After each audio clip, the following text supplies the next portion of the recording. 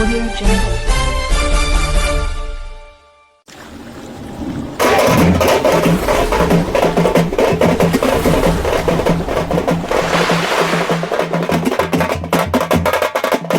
ಪಂಚಾಯಿತಿ ಎಮ್ಮೆನಂತ ಕೇಂದ್ರ ಸ್ಥಾನದಲ್ಲಿ ಒಂದು ಹೈಟೆಕ್ ಅಂಗನವಾಡಿ ಗುದ್ಲಿ ಪೂಜೆ ಮತ್ತು ಭವ್ಯವಾಗಿ ಕಟ್ಟಿರ್ತಕ್ಕಂಥ ಒಂದು ಗ್ರಾಮ ಪಂಚಾಯಿತಿಯ ಉದ್ಘಾಟನಾ ಕಾರ್ಯಕ್ರಮಕ್ಕೆ ಆಗಮಿಸಿರ್ತಕ್ಕಂಥ ನಮ್ಮ ಶಾಸಕರಾದಂಥ ಸಮೃದ್ಧಿ ಮಂಜುನಾಥ್ ಅವರೇ, ಅದೇ ರೀತಿ ನಮ್ಮ ಸಂಸದರಾದಂಥ ಮಲ್ಲೇಶ್ ಬಾಬುರವರೇ, ಮತ್ತೆ ಅಧ್ಯಕ್ಷರಾದಂಥ ಸುಮಿತ್ರಾ ಅವರವರು, ಮತ್ತೆ ಉಪಾಧ್ಯಕ್ಷರಾದ ಕಸ್ತೂರಿ ಮೇಡಮ್ ಅವರು, ಮತ್ತೆ ಅನೇಕ ಗಣ್ಯಮಾನ್ಯರು, ತಾಲೂಕು ಮಟ್ಟದ ಅಧಿಕಾರಿಗಳು, ಇಂದ ಹಿಡಿದು ಎಲ್ಲ ನಾಯಕರು ಆಗಮಿಸಿದ್ದಾರೆ.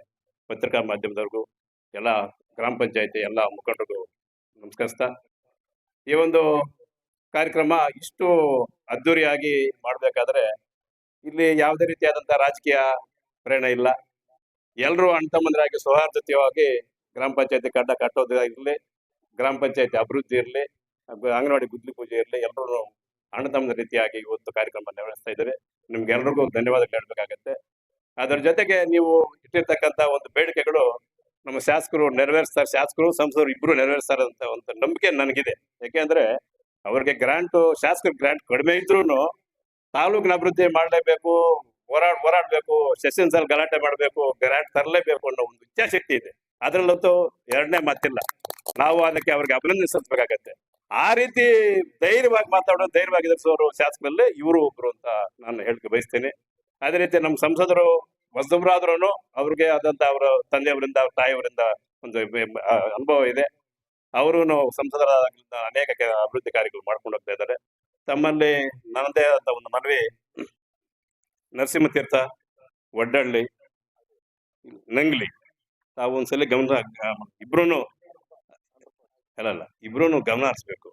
ಇವಾಗ ಸೆಕೆಂಡ್ ತಾವು ತಂಬಳ್ಳಿಲಿ ಫ್ಲೈಓವರ್ ಆಗ್ತಾ ಇದೆ, ಒಡಗೂರಲ್ಲಿ ಫ್ಲೈಓವರ್ ಆಗ್ತಾ ಇದೆ. ವೆಹಿಕಲ್ ಈ ಕಡೆ ಆ ಕಡೆ ಪಾಸ್ ಆಗೋಕೆ ಹೈವೇ ಇದ್ದಂಗಿದೆ. ನಮ್ಮಲ್ಲಿ ನರಸಿಂಹತೀರ್ಥದಲ್ಲಿ ಒಂದು ಗಾಡಿ ಪಾಸ್ ಆದ್ರೆ ಸುಮಾರು 4-5 ಗಾಡಿ ಬಿದ್ದೋಗಿದೆ, 4-5 ಜನ ಡೆತ್ ಆಗಿದ್ದಾರೆ.